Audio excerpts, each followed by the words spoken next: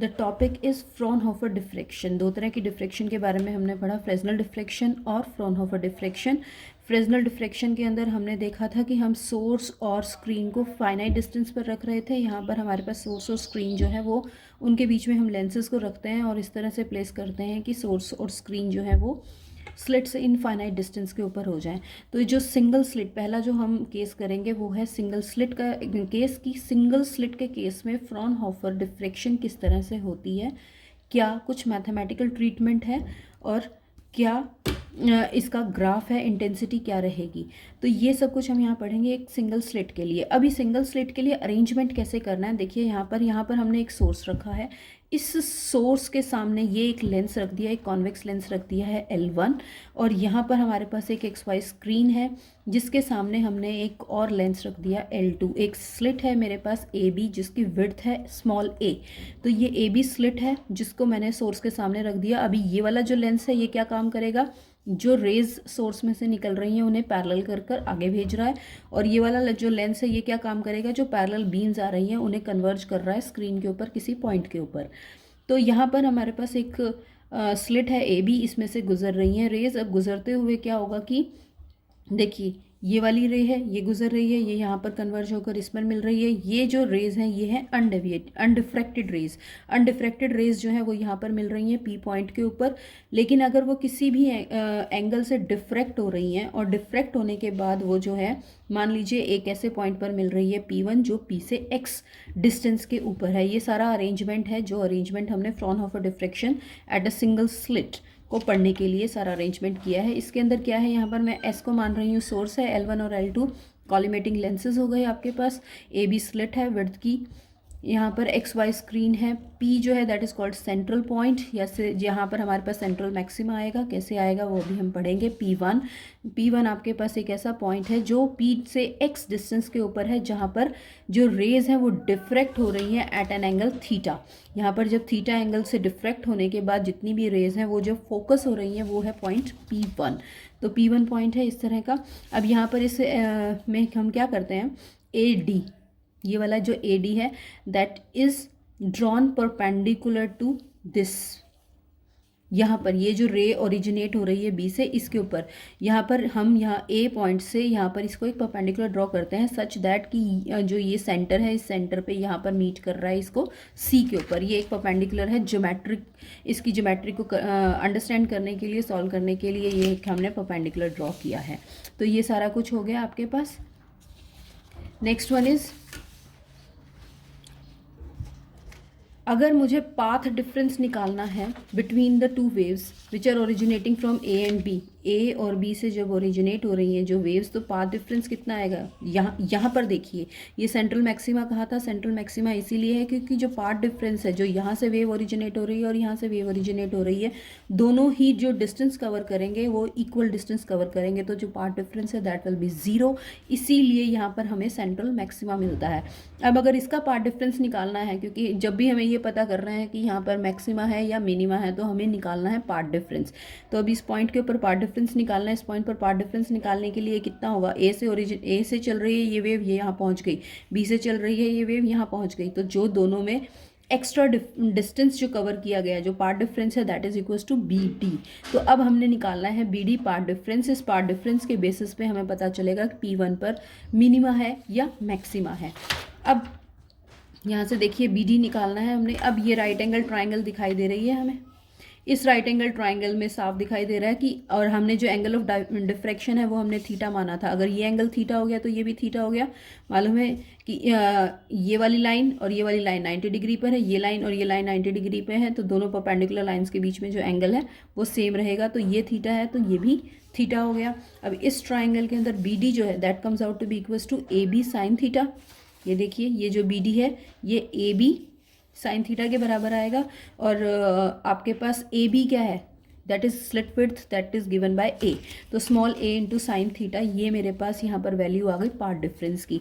अब ये जो पाथ डिफरेंस है A साइन थीटा, मैं यहाँ पर कुछ केसेस को डिस्कस करूँगी। पहला केस है कि अगर A साइन थीटा लैम्डा के बराबर है, यानी कि 1 वेवलेंथ के बराबर है, तो पॉइंट P1 के ऊपर जो यहाँ पर इस पॉइंट के ऊपर जब फोकस हो रही है तो यहाँ पर पहुँचने तक जो पार्ट डिफरेंस है, दो वेव्स जो है आपके पास ए से पहुँच रही है और बी से पहुँच रही है, मान लीजिए वो जो दो वेव्स हैं वो पार्ट डिफरेंस विद लैम्डा यहाँ पर पहुँच रही है। तो अब P1 पर क्या होगा, तो जो स्लिट ए बी है अगर मैं उसको लैम्डा मान लूँ, तो अब हम क्या करते हैं, ये जो पूरी स्लिट है ए बी, इस ए बी स्लिट को हम मान के चलते हैं कि it can be divided into 2 equal halves, दो बराबर के हिस्सों में हम इसे डिवाइड करेंगे। And the secondary waves from corresponding points in both the halves, यानी कि दो हाफ आपके पास आ गए, इसको मैंने दो हिस्सों में डिवाइड कर दिया, एक हिस्सा ऊपर का एक हिस्सा नीचे का। अब क्या होगा कि एक हिस्सा यहाँ पर है ऊपर और एक नीचे है, तो इस पॉइंट के कॉरस्पॉन्डिंग यहाँ पर इसका एक कोई पॉइंट होगा, इस पॉइंट के कॉरस्पॉन्डिंग यहाँ पर कोई पॉइंट होगा। तो दो हिस्से हैं आपके पास, इन दो पॉइंट्स के हर ऊपर वाले हर पॉइंट के कॉरस्पॉन्डिंग नीचे वाले हिस्से में भी उसके कॉरस्पॉन्डिंग एक पॉइंट होगा। तो आपके पास क्या होगा कि जो सेकेंडरी वेव्स हैं उन कॉरस्पॉन्डिंग पॉइंट से निकलने वाली जितनी भी सेकेंडरी वेव्स हैं उनके बीच में जो पार्ट डिफरेंस होना चाहिए वो हो गया λ/2, क्योंकि पहले जो टोटल पार्ट डिफरेंस है वो लैम्डा है, तो दो हिस्सों को डिवाइड कर दिया तो दोनों हिस्सों में जो डिफरेंस है वो कितना हो गया λ/2। और अगर वो λ/2 है, दो हिस्सों से निकल रही वेव्स का जो सेकेंडरी वेव्स है उनके बीच में जो पार्ट डिफरेंस है वो λ/2 है, तो P1 पर मिनिमा होना चाहिए, क्योंकि ये जो कंडीशन है this is the condition for minima. तो फर्स्ट मिनिमा की कंडीशन क्या हुई, a sin theta should be equals to lambda. Sine theta यहाँ से आ गया λ/a के बराबर, और हमें मालूम है कि थीटा जो है दैट इज़ वेरी स्मॉल, तो sine theta is approximately equal to theta and theta can be written as λ/a। अब आपके पास दूसरा केस की बात करें, अगर a sine theta is equal to 2 lambda है, तो अगेन ए बी को मैंने यहाँ पर ये जो ए बी है इसको 4 टुकड़ों में बांट दिया। अब 4 टुकड़ों में बांटने के बाद यानी कि आधा ये, तो मेरे पास 4 हिस्से हैं यहाँ पर। इन 4 हिस्सों में क्या होगा कि पहले हिस्से में अगर यहाँ पर एक पॉइंट है मेरे पास, इसके कॉरस्पॉन्डिंग दूसरे हिस्से में भी एक पॉइंट होगा, उसके कॉरस्पॉन्डिंग तीसरे में भी और उसके कॉरस्पॉन्डिंग चौथे में भी होगा। तो अब आपके पास जो सेकेंडरी वेव्स हैं कॉरस्पॉन्डिंग पॉइंट से जितनी भी आ रही हैं आपके पास जो P1 पॉइंट पर पहुँच रही है फ्रॉम द ऑल्टरनेट पार्ट्स, जो भी ऑल्टरनेट पार्ट्स हैं, नहीं पहले और तीसरे, दूसरे और चौथे में से, they will have a path difference of λ/2 each. तो इन जनरल इस चीज़ को हम जनरलाइज करेंगे, यानी कि लैम्डा है 2 लैम्डा है, उसके बाद हम 3 लैम्डा करेंगे तो हम उसे फिर फर्दर हिस्सों में बांटेंगे। तो इन जनरल आपके पास a sin theta n is equals to 2n into λ/2 आ गया, यहाँ से a sin थीटा n जो है that is equals to n lambda, and this is the condition for destructive interference for n equals to 1 2 3। अगर n 1 है तो आपको फर्स्ट मिनिमा मिलेगा, n 2 है तो आपको सेकंड मिनिमा मिलेगा, n 3 है तो थर्ड मिनिमा मिलेगा, एंड सो ऑन। तो ये इस तरह से P1 पर मिनिमा होगा अगर ये वाली कंडीशन सेटिस्फाई होगी तो आपके पास सेंट्रल मैक्सिमा था P पर इसीलिए सेंट्रल मैक्सिमा था क्योंकि जो A और B दोनों पॉइंट से जो रेज निकल रही थी वो उनके बीच में जो पार्ट डिफरेंस है दैट इज इक्वल्स टू 0। लेकिन अगर पार्ट डिफरेंस जो है वो n लैम्डा के बराबर हुआ तो उस केस में हमारे पास जो रिजल्ट आ गया वो रिजल्ट आएगा इस तरह से। नेक्स्ट केस की अगर हम बात करें तो नेक्स्ट केस में देखिए, between 2 successive minima there must be a maxima. जो अगर आपके पास सेंट्रल मैक्सिमा है, सेंट्रल मैक्सिमा के बाद फर्स्ट मिनिमा है, उसके बाद आपके पास जो नेक्स्ट है दैट शुड बी मैक्सिमा। तो आपके पास जो सक्सेसिव दूसरे और पहले और दूसरे जो मिनिमा है उनके बीच में एक मैक्सिमा होना चाहिए, and that is called secondary maxima. यानी कि ये सेंट्रल मैक्सिमा P के ऊपर बन गया और जो बाकी मैक्सिमा रह गए वो those are called secondary maxima. अब उनके लिए क्या होना चाहिए, कंडीशन क्या होनी चाहिए मैक्सिमा होने के लिए, जो पार्ट डिफरेंस है that should be equals to 2n + 1 into λ/2। क्योंकि उस केस में क्या होगा कि मान लीजिए हम बात करेंगे 3 इंटू λ/2 की बात करेंगे, तो हमने क्या किया कि 3 इंटू λ/2 का मतलब है अगर मेरे पास λ/2 है या 3 λ/2 है या 5 λ/2 है, 5 λ/2 की बात करें तो हमारे पास सिंपल क्या है कि मैंने जो टोटल स्लिट थी उसको 5 हिस्सों में डिवाइड कर दिया। अब वो जो 5 हिस्सों में डिवाइड किया तो उसको उसमें फिर वही चीज़ है कि जो 4 हिस्से हैं उनकी वजह से तो आपके पास जो पार्ट डिफरेंस है वो λ/2 आ गया, लेकिन जो एक हिस्सा है उसकी वजह से अगेन आपके पास क्या मिलना चाहिए, आपके मैक्सिमा मिलना चाहिए। तो फॉर मैक्सिमा पार्ट डिफरेंस जो है that should be equals to odd multiple of λ/2। तो a sin थीटा n जो है that is equals to 2n + 1 into λ/2। यहाँ से मेरे पास ये कंडीशन आ गई सेकेंडरी मैक्सिमा की। तो इस तरह से मेरे पास मिनिमा आएगा, क्योंकि मिनिमा के केस में हम क्या करेंगे कि हमारे पास जो n है, n can B 1 2 3 and so on. तो अगर मेरे पास 2 लैम्डा की बात की है जैसे मैंने, तो उसको मैंने 4 हिस्सों में डिवाइड कर दिया, और उन 4 हिस्सों के जो कॉरस्पॉन्डिंग पॉइंट्स हैं उन कॉरस्पॉन्डिंग पॉइंट्स के बीच में जो पार्ट डिफरेंस है वो λ/2 रहेगा, इसीलिए आपके पास वहाँ पर मिनिमा मिलेगा। लेकिन इस केस में क्या होगा कि अगर मेरे पास 5 हिस्से हैं तो 5 हिस्सों में से 4 की वजह से तो ठीक है आपके पास कैंसिल आउट हो जाएंगे, लेकिन एक जो हिस्सा है उसकी वजह से आपको इंटेंसिटी मिलेगी और इस वजह से आपको सेकेंडरी मैक्सिमा मिलेगा। तो this is the condition for secondary minima and secondary maxima. अगर अब हमने विड्थ निकालनी है, width of principal secondary maxima, यानी कि आपके पास ये स्क्रीन है, स्क्रीन के ऊपर यहाँ पर इस पॉइंट के ऊपर ये पॉइंट P है, इसके ऊपर आपको सेंट्रल मैक्सिमा मिल रहा है। अब इसकी विड्थ कितनी है, इसकी चौड़ाई कितनी है, उसको निकालने के लिए क्या करेंगे, पोजीशन ऑफ सेकेंडरी मिनिमा निकाल लेंगे, पहला और दूसरा, पहला इधर से और दूसरा पहला ही इस साइड से, यानी कि इस साइड और इस साइड दोनों साइड पे हम फर्स्ट सेकेंडरी मिनिमा निकालेंगे। उन दोनों के बीच का जो डिस्टेंस होगा that will give you the width of principal maxima. तो वो कैसे निकलेगा, width of principal maxima is the separation between first secondary minima on either side of the central maxima। अब मान लीजिए इस केस में हम क्या करते हैं, यहाँ पर इसको सारे को वो करने के लिए कि मान लीजिए जो L2 लेंस है, जो आपके पास जो सेकंड लेंस है जो स्क्रीन के पास था आपके पास, that is placed near the slit के काफ़ी उसको नज़दीक रखते हैं and far away from the screen. अगर उसे हमने स्क्रीन से काफ़ी दूर रखा तो उस केस में क्या होगा, ये जो डिस्टेंस है OP, ये वाला जो डिस्टेंस है OP, अगर मैं इसको इस स्क्रीन को इस जो लेंस है इस लेंस को बहुत नज़दीक रखती हूँ स्लिट के और स्क्रीन से बहुत दूर ले जाती हूँ, तो ये जो डिस्टेंस है OP that becomes equals to F focal length of the lens, focal length के बराबर हो जाएगा। अब फर्स्ट मिनिमा जो है वो हमें मिल रहा है, जो फर्स्ट मिनिमा अगर ये लैम्डा के बराबर है, आपके पास जो पार्ट डिफरेंस है BD अगर वो लैम्डा के बराबर है, तो मान लीजिए मुझे फर्स्ट जो मिनिमा मिल रहा है वो इस पोजीशन पर मिल रहा है। अब इस पोजीशन पर फर्स्ट मिनिमा है, तो उस केस में यहाँ पर देखिए, यहाँ पर फर्स्ट मिनिमा है, यह वाली सारी इस चीज़ को अगर हम सॉल्व करें, यहाँ पर मेरे पास sine theta is equals to x/f। तो इन दैट केस जो साइन थीटा है, अगर ये फर्स्ट मिनिमा आपके पास है, यहाँ पर साइन थीटा की वैल्यू आ जाएगी आपके पास x/f, where x is this distance. क्योंकि यहाँ से क्या किया, इसको सेंटर मानकर मैं एक सर्कल ड्रॉ कर रही हूँ, ये क्या हो गई, आर्क हो गई, और ये क्या हो गया, ये जो डिस्टेंस है ये वाला, ये डिस्टेंस हो गया मेरे पास रेडियस। तो arc divided by this length that gives you the angle subtended at the centre. तो यही चीज़ यहाँ पर लिखी है, sine theta is equals to x/f। तो फर्स्ट मिनिमा के लिए साइन थीटा जो है that should be equals to λ/a। अभी हमने पढ़ा था कि फर्स्ट मिनिमा कहाँ आएगा, a sine theta is equals to lambda होना चाहिए, या sine theta is equals to λ/a लिख दिया मैंने उसको। अब मैंने इन दोनों इक्वेशन को कंपेयर किया तो मेरे पास आ गया x/f is equals to λ/a। तो मेरे पास ये कंडीशन आ रही है यहाँ पर x/f is equals to λ/a। अब इसको मैं यहाँ पर x को लिखूँगी f इंटू λ/a के बराबर। तो यहाँ से मेरे पास ये x की वैल्यू आ गई, या x का मतलब है इसकी वैल्यू आ गई कि जो फर्स्ट मिनिमा था वो सेंट्रल जो पॉइंट है उससे कितनी दूर है। इसी तरह से मैं यहाँ पर भी इस नीचे वाली डायरेक्शन में भी x की वैल्यू निकाल लूँगी और उन दोनों को ऐड कर दूँगी, तो क्या आ जाएगा, 2x डिस्टेंस आ जाएगा, यानी कि इसका यहाँ से और इसका यहाँ से डिस्टेंस, तो टोटल क्या रह गया मेरे पास 2x जो है that is the width of central maxima. Central maxima की विड्थ आ जाएगी 2x is equals to 2fa/a। This is the width for central maxima. अब यहाँ पर आपको दिखाई दे रहा है जो सेंट्रल मैक्सिमा है, यहाँ पर देखिए सेंट्रल मैक्सिमा 2x विड्थ जो है इसकी that is directly proportional to lambda and inversely proportional to a। यहाँ तक ये बात हो गई है कि विड्थ कैसे निकलेगी।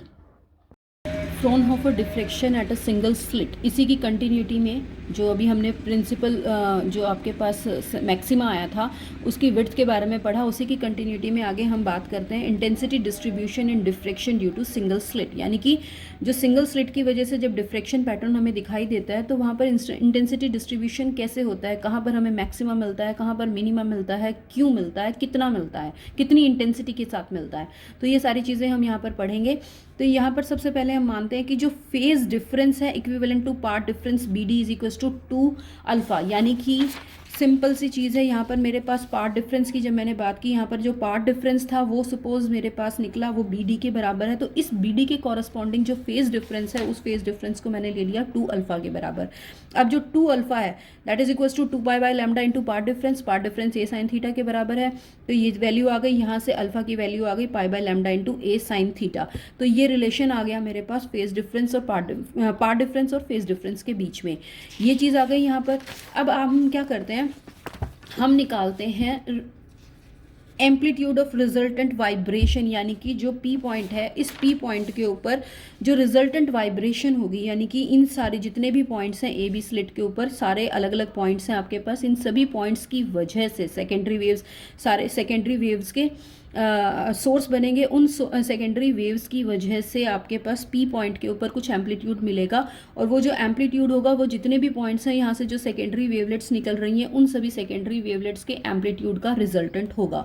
तो उसको निकालने के लिए, एम्पलीट्यूड ऑफ रिजल्टेंट वाइब्रेशन को निकालने के लिए हम क्या मानते हैं, मान लीजिए ये मेरे पास स्लिट है, इस स्लिट के ऊपर लाइट गिर रही है और इस लाइट जो है वो पैरेलल गिर रही है। हमें मालूम है कि हमने लेंस से जो यहाँ से सोर्स था, इस सोर्स से ये लेंस लगाने के बाद ये जितनी भी लाइट है यहाँ पर जो स्लिट के ऊपर गिर रही है दैट इज पैरेलल। इस चीज़ का हमने ध्यान रखना है कि ये पैरेलल लाइट्स, पैरेलल बीम्स हैं हमारे पास। अब हम क्या करते हैं कि मान लीजिए आपके पास जो स्लिट है A B that is divided into a large number of small elementary strips. अगर हम इक्वल विड्थ के छोटे छोटे स्ट्रिप्स के अंदर हम इसे डिवाइड कर लेते हैं तो हर स्ट्रिप जो है that can be treated as points. यानी कि छोटे छोटे पॉइंट्स हैं जिनकी विड्थ जो है ऑलमोस्ट इक्वल है, जिनकी विड्थ को इक्वल माना गया है। तो वो जितने भी पॉइंट्स हैं वे सारे क्या होंगे, सोर्स होंगे ऑफ सेकेंडरी वेवलेट्स। एक जो सेकेंडरी वेवलेट्स के सारे सोर्सेज होंगे, और जो रिजल्टेंट इंटेंसिटी है P1 पर, जो हमारे पास पॉइंट है P1 with path difference BD and phase difference 2 alpha, इस पॉइंट P1 के ऊपर जो इंटेंसिटी अब हमने निकालनी है, तो resultant intensity will be equal to the resultant of large number of vibrations of equal amplitude. यहाँ पर वर्ड यहाँ पर मैंने यूज़ किया है इक्वल एम्पलीट्यूड, क्योंकि एम्पलीट्यूड इक्वल होगा अगेन, क्योंकि जो आपके पास इंसिडेंट लाइट थी वो पैरेलल है, तो इंसिडेंट लाइट पैरेलल होने की वजह से एम्पलीट्यूड क्या रहेगा, इक्वल रहेगा। लेकिन जो इनिशियल फेज है उनका वो वेरी करेगा विद सम कांस्टेंट वैल्यू। यानी जैसे जैसे आपके पास यहाँ पर ये जो रेज गिर रही हैं equal amplitude but varying phase from 0 to 2 alpha, क्योंकि आपके पास जब इनिशियल जो आपके पास ये वाली वैल्यू है ए, यहाँ पर आपके पास जो फेज डिफरेंस है वो 0 रहेगा, और कॉन्स्टेंटली क्या होगा, हर पॉइंट धीरे धीरे क्या है आपका जो फेज है वो बढ़ता जाएगा, और इस पॉइंट पर जो मैक्सिमम फेज हो जाएगा that is equal to 2 alpha. तो इस तरह से आपके पास एम्पलीट्यूड जो रहेगा आपके पास जितनी भी रेज है उनका इक्वल रहेगा, और इस पॉइंट से इस पॉइंट तक जाने तक आपकी जो भी रेज, जो भी बीम्स होंगी लाइट की, उनके अंदर कांस्टेंट फेज डिफरेंस रहेगा, हर स्ट्रिप के अंदर कांस्टेंट फेज डिफरेंस रहेगा, और यहाँ से यहाँ तक गुजरते तक यहाँ पर 0 है और यहाँ पर 2 अल्फा हो जाएगा, ताकि जो टोटल यहाँ पर आपका पास जो फेज डिफरेंस है वो 2 अल्फा आ जाए। तो आपके पास कॉन्स्टेंटली इंक्रीजिंग फेज डिफरेंस रहेगा, ये चीज़ हमने ध्यान रखनी है, ठीक है। तो आपके पास इसके आगे ये यहाँ तक की कहानी समझने के बाद जब हमने अब रिजल्टेंट जो एम्पलीट्यूड निकालना है, उस रिजल्टेंट एम्पलीट्यूड को निकालने के लिए मेरे पास 2 मेथड्स हैं। आप दोनों में से जो मर्जी मेथड आप इसको अप्लाई करना चाहें अपने पेपर में, जो मर्जी कर लीजिए। मैं आपको दोनों मेथड्स को थोड़ा सा समझा रही हूँ ताकि हम इसे 2 तरीके से इसका जो एम्पलीट्यूड है रिजल्टेंट वाइब्रेशन का वो निकाल सकते हैं। पहले मेथड में क्या करते हैं कि जो फेज डिफरेंस है between the waves from any two consecutive parts, यानी कि पहले और दूसरे पार्ट से जो कॉन्जिक्यूटिव पार्ट्स हैं, यानी कि फर्स्ट आपने स्ट्रिप ली, दूसरी स्ट्रिप ली, जो पहले और दूसरे स्ट्रिप्स के बीच में मान लीजिए जो फेज डिफरेंस है दैट इज 5, और 5 किसके बराबर होना चाहिए, that should be equals to 2 alpha upon n के बराबर, क्योंकि आपके पास जो टोटल टुकड़े हैं वो n हिस्से में बटे हुए हैं, और पहले और आखिरी टुकड़े में जो फेज डिफरेंस है दैट इज 2 अल्फा। तो इसीलिए आपके पास पहले और दूसरे टुकड़े में जो फेज डिफरेंस है that should be equals to 2 alpha upon N. अब 2 alpha upon N can be written as 1 by N, मैंने यहाँ ले लिया। 2 अल्फा हमने अभी पढ़ा था 2 pi by lambda into path difference, जो पार्ट डिफरेंस है that is written by a sine theta, जहाँ पर एन जो है that is number of strips. ठीक है, तो अब डिस्प्लेसमेंट्स अगर हमने लिखनी है पहले जो स्ट्रिप है उसकी वजह से, दूसरे स्ट्रिप की वजह से, तीसरे स्ट्रिप की वजह से, तो हम कैसे लिखेंगे? मान लीजिए y1 y2 y3 and yn, these are the displacements due to first second third and so on. अलग अलग स्ट्रिप्स की वजह से जो डिस्प्लेसमेंट है वो ये आ गई मेरे पास। तो y1 can be written as r sine omega t। r क्या है यहाँ पर? r is the amplitude of each strip taken, और मैंने बोला है कि हर स्ट्रिप का जो एम्पलीट्यूड है वेव का दैट रिमेन सेम, तो सभी जगह पर r लिखा जाएगा। तो एम्पलीट्यूड r रहेगा, फेज में चेंज आएगा। फेज में पहले जो स्ट्रिप है उसकी वजह से अगर आपके पास जो फेज है वो ओमेगा टी है, तो दूसरे के केस में क्या होगा? पहला ओमेगा टी है तो दूसरे के केस में फाई बढ़ जाएगा, तो ओमेगा टी प्लस फाई, हर एक के केस में क्या है आपके पास? फाई की वैल्यू बढ़ती जा रही है। फाई क्या है? 2 अल्फा बाय एन, तो वैल्यू जो है वो बढ़ती जाएगी फाई से। पहले और दूसरे के बीच में जो डिफरेंस है, फेज डिफरेंस है, वो फाई है। दूसरे और तीसरे के बीच में जो फेज डिफरेंस है वो फाई है। इस तरह से हम इसे बढ़ाते रहेंगे। तो y1 y2 की वैल्यू आ गई, यहाँ पर y3 की value r sine omega T plus 2 phi, clear है। इसी तरह से yn की वैल्यू क्या आएगी? जनरलाइज करेंगे तो r sine omega T plus n minus 1। ये y3 है तो यहाँ 2 है, तो यहाँ yn है तो n माइनस 1 इंटू फाई आ जाएगा। रिजल्टेंट डिस्प्लेसमेंट निकालनी है तो आपको मालूम है, सबको ऐड कर देंगे तो y is equal to this thing. यहाँ से y की वैल्यू किसके बराबर आ गई? r sine omega T values put कर दीजिए यहाँ पर। और ये जो साइन सीरीज़ है, इस साइन सीरीज़ को हम इस तरह से लिखेंगे, ये हमने मैथमेटिकली पढ़ा हुआ है। तो ये इसको मैंने डायरेक्ट ये रिजल्ट लिखा है यहाँ पर। मैं इस साइन सीरीज़ को सॉल्व करने के बाद ये मेरे पास ये वैल्यू आती है। तो ये जो चीज़ है, ये वाला स्टेप है जो हमने याद करना है, ठीक है, क्यों अदरवाइज ये सॉल्व करेंगे तो ये मैथ्स के अंदर आप सॉल्व कर सकते हो। तो ये मेरे पास आ गई ये वैल्यू यहाँ तक। यहाँ से देखिए ये क्या है? ये साइन की वैल्यू है, ये कुछ वैल्यू है साइन की सीरीज़ के अंदर, और ये उसके सामने बाहर की तरफ कुछ लिखा हुआ है। और इसका मतलब क्या हो गया कि ये क्या बन गया? एम्पलीट्यूड बन गया। This is called the resultant amplitude. जो ये रिजल्टेंट, ये टोटल y क्या है? रिजल्टेंट है, तो ये रिजल्टेंट फेज बन जाएगा। यहाँ पर ये रिजल्टेंट फेज है और ये रिजल्टेंट एम्पलीट्यूड बन गया।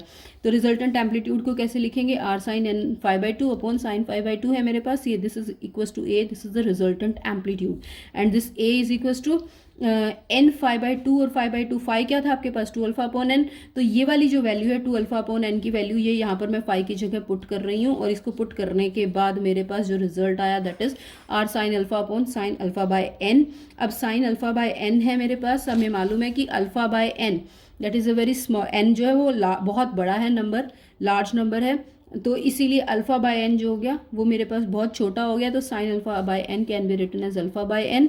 तो यहाँ पर मैं इस वैल्यू को यहाँ पर r sine alpha upon alpha by n लिख रही हूँ, and that can be written as n ऊपर आ गया N r sine alpha upon alpha. यहाँ से ये वैल्यू आ गई। यहाँ पर एन आर क्या है? This is the total number of strips and this is the amplitude of each strip. तो total number of strips multiplied by amplitude of strip. In case अगर कोई फेज जो डिफरेंस ना हो तो उस केस में ये वैल्यू आ गई एन आर के बराबर। इसका मतलब ये क्या आ गया आपके पास? मैक्सिमम एम्पलीट्यूड आ गया। तो एन आर जो है that is equal to A naught. तो यहाँ पर मैं ए नॉट लिख रही हूँ और इसके साथ साइन अल्फा बाय अल्फा।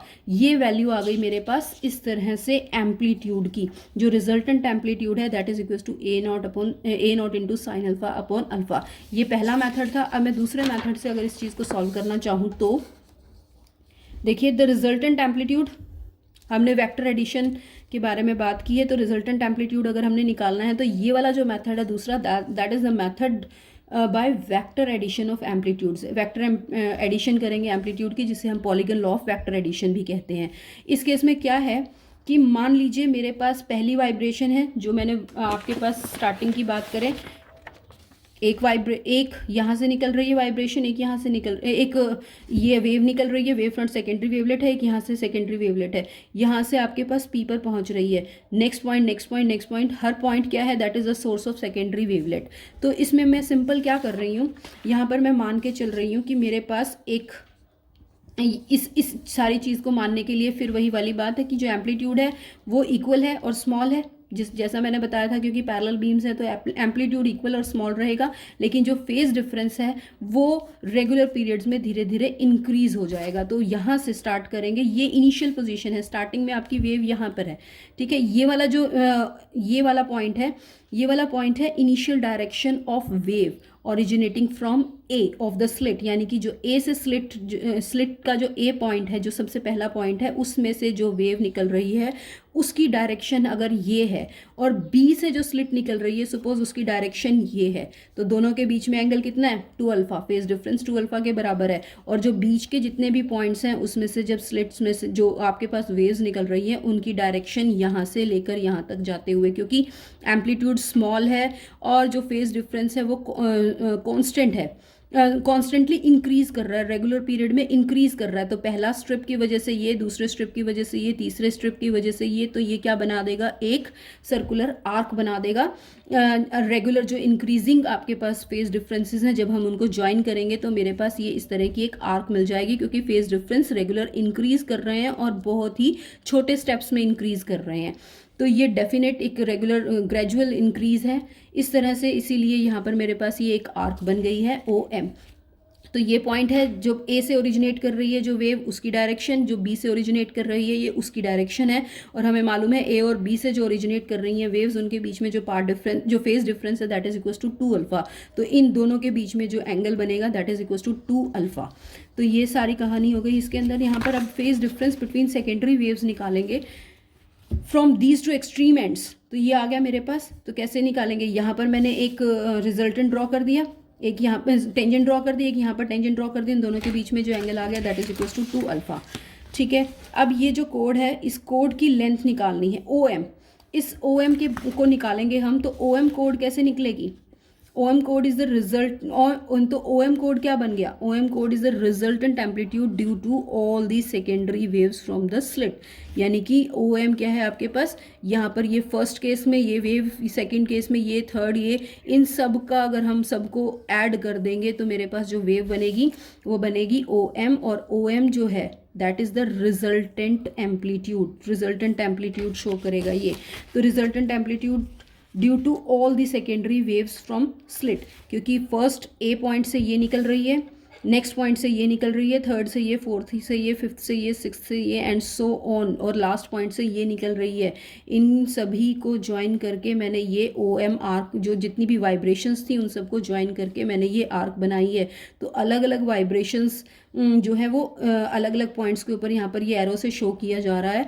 और जो रिजल्टेंट एम्पलीट्यूड है, resultant amplitude will be given by the complete arc O M. यहाँ पर आ गया। तो O M arc, O M कोड जो है that is equal to resultant amplitude. अब ये जो ट्राइंगल मैंने यहाँ पर एक पी पॉइंट ले लिया है, ओ एम आर्क है, ओ एम आर्क को इसको आर्क मानते हुए और पी को सेंटर मान, अगर इसका जो सेंटर है इस आर्क के लिए, इसका सेंटर मैंने पी मान लिया है। अब इस पी पॉइंट के ऊपर जब मैं यहाँ पर ड्रॉ करूँगी, एक परपेंडिकुलर ड्रॉ करूँगी, तो ये एंगल 2 अल्फा था, तो ऑब्वियसली ये एंगल अल्फा और अल्फा हो जाएंगे। ये परपेंडिकुलर बाइसेक्टर है यहाँ पर, तो ये पॉइंट 2 अल्फा, तो ये भी पॉइंट 2 अल्फा हो जाएगा टोटल। और यहाँ पर ये परपेंडिकुलर बाइसेक्टर ड्रॉ कर दिए, इसीलिए दोनों एंगल्स भी बाइसेक्ट हो जाएंगे, अल्फा और अल्फा। तो इस ट्राइंगल ओ पी एन में, यानी कि ये वाला जो ट्राइंगल है ओ पी एन, इस ट्राइंगल के अंदर मुझे कोड निकालना है, लेंथ ओ एम की लेंथ निकालनी है। तो मुझे क्या करना है, ओ एम क्या है, ट्वाइस ऑफ ओ एन, तो मैं ओ एन की वैल्यू निकाल रही हूँ यहाँ पर। And twice of O N is equal to 2 O P sine alpha के बराबर है, 2 ओ पी साइन अल्फा के बराबर है यहाँ से। और ओ पी क्या है, O P is radius, suppose radius के बराबर है इस आर्क के लिए। जो सर्कल बनेगा इस आर्क की वजह से, जो सर्कल बनेगा उसका रेडियस सपोज आर के बराबर है, ये आर है। तो यहाँ से मेरे पास वैल्यू आ गई 2r साइन अल्फा के बराबर। जो ओ पी है that is equal to radius R, radius of the circular arc with centre P। ये सारी बात हो गई। उसके बाद जो लेंथ हो गई आर्क ओ एम की, हमें मालूम है जो लेंथ है आर्क ओ एम की that must be directly proportional to slit width A। यानी कि ये क्या है, पूरी जो स्लिट है उस स्लिट में से जो वाइब्रेशंस निकल रही हैं उन वाइब्रेशंस को ज्वाइन करके ये एक आर्क बनाई गई है। ये जो लेंथ है, लेंथ जो that should be proportional to the width of a. जितना बड़ा ए बनेगा उतनी बड़ी, जितना बड़ा आपके पास स्लिट विड्थ होगा उतनी बड़ी आपके पास आर्क बनेगी, क्योंकि उतनी ज़्यादा स्ट्रिप्स बनेंगे आपके पास। तो इसीलिए हमें मालूम है कि जो आर्क है O M that must be directly proportional to slit width a, तो therefore length of arc O M is equal to k into a, k into a, के इज प्रोपोर्शनल, कोई भी आपके पास प्रोपोर्शनल सॉरी कांस्टेंट है O M, तो O M is equals to some constant multiplied by a slit width, and suppose this is equals to A naught के बराबर, ठीक है, ये ए नॉट के बराबर मान लिया। फर्दर हमें मालूम है जो 2 अल्फा है that is equals to length of arc divided by radius of arc. Length of arc कितनी है, ए के बराबर है, और आपके पास जो रेडियस ऑफ आर्क है वो क्या है, सपोज ये ए के बराबर है and suppose this is R, तो यहाँ पर मेरे पास वैल्यू आ गई 2r is equals to A upon alpha. तो कोड ओ एम जो है that is equals to 2r sine alpha के बराबर, ठीक है। तो 2r इंटू साइन अल्फा के बराबर थी, हमने अभी पीछे जो निकाला तो 2r इंटू साइन अल्फा के बराबर आ गई। 2r sine alpha can be written as 2r की जगह मैंने पुट कर दिया a अपॉन अल्फा, तो यहाँ से ये मेरे पास आ गया a upon alpha is equal to sine alpha के बराबर। तो ये सारी कहानी आ गई मेरे पास। तो a क्या है यहाँ पर, a can be written as a naught into sine alpha upon a। दोनों इक्वेशंस जब एक ये वाली और एक ये वाली मैंने देखी है, तो इन दोनों इक्वेशंस को जब मैंने इक्वेट किया तो देखा कि a is equal to a naught sine alpha upon alpha के बराबर है, where a is the amplitude of the resultant vibration. यहाँ से मेरे पास रिजल्टेंट वाइब्रेशंस का एम्पलीट्यूड आ गया है। अब हमने दो तरीक़ों से एम्पलीट्यूड निकालना, रिजल्टेंट एम्पलीट्यूड निकाल लिया है। उन दोनों तरीक़ों के बाद चाहे आप पहला तरीका इस्तेमाल कीजिए चाहे दूसरा तरीका इस्तेमाल कर दीजिए, दोनों ही केसेस में मेरे पास जो रिजल्टेंट वैल्यू आएगी एम्पलीट्यूड की that is equal to A not sine alpha upon alpha.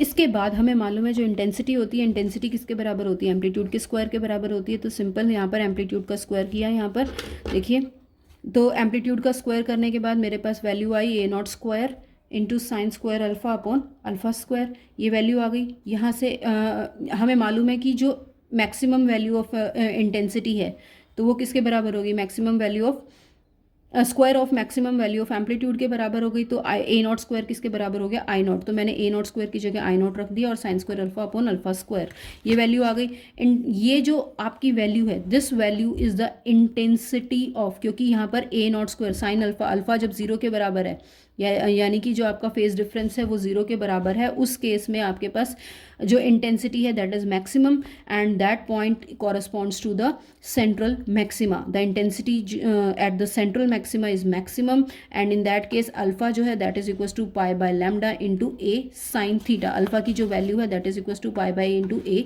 Sign theta के बराबर होती है, ये हमें मालूम है। अब प्रिंसिपल मैक्सिमा निकालते हैं, ये सारी चीज़ है। प्रिंसिपल मैक्सिमा की वैल्यू हम निकालेंगे जो हमने सेंटर की बात की है। सेंटर पे हमें मालूम है कि हमने एम्पलीट्यूड की पढ़ा कि amplitude is equal to A naught upon alpha into sine alpha.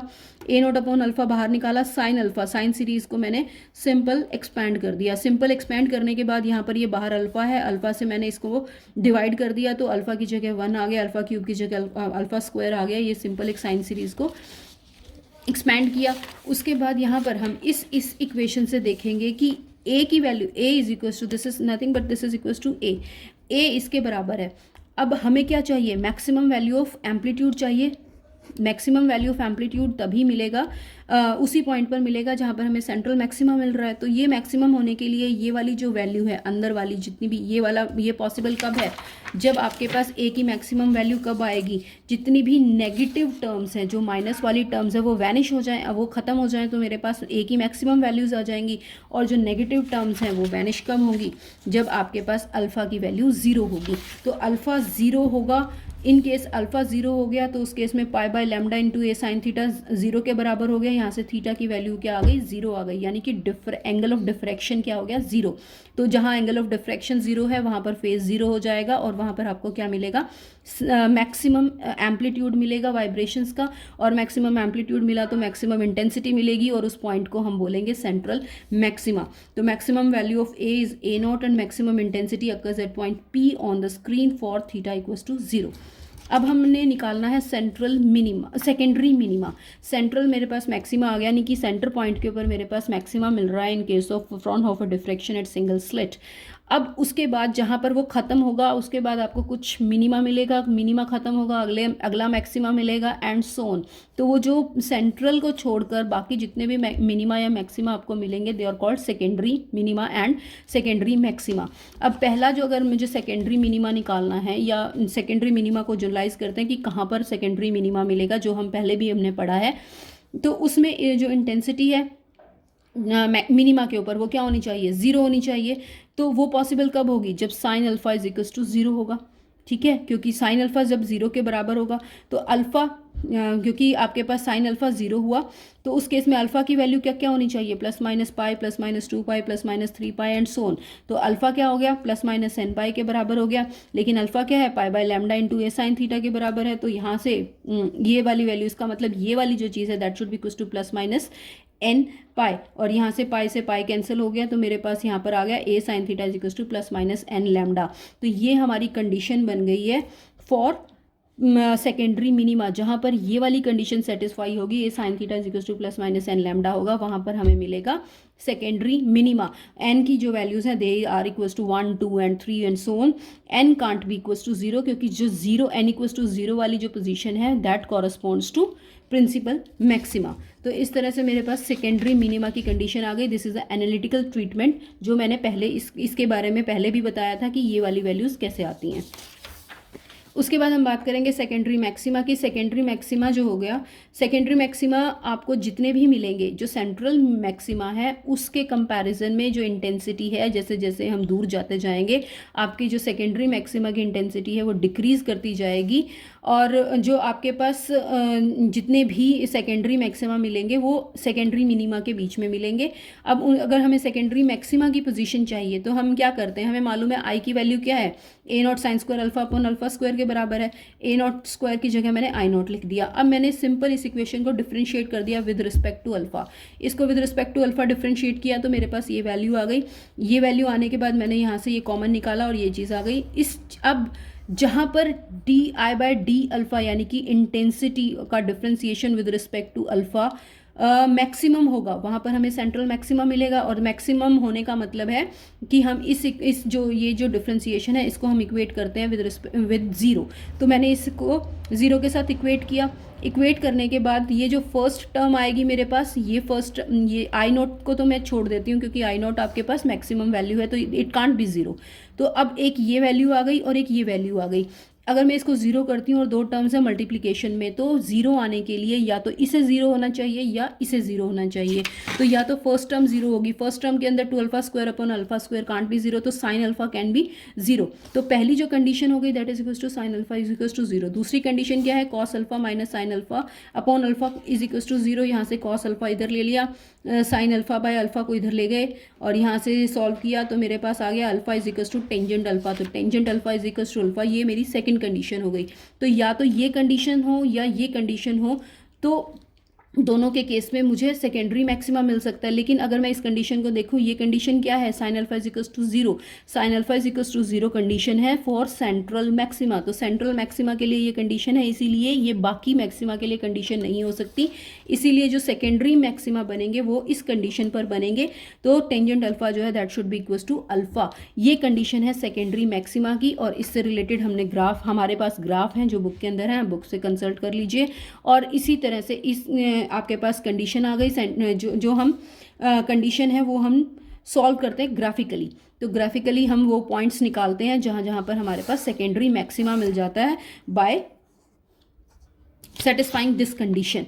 तो इस तरह से आपके पास एक ग्राफ आ गया सेकेंडरी मैक्सिमा के लिए।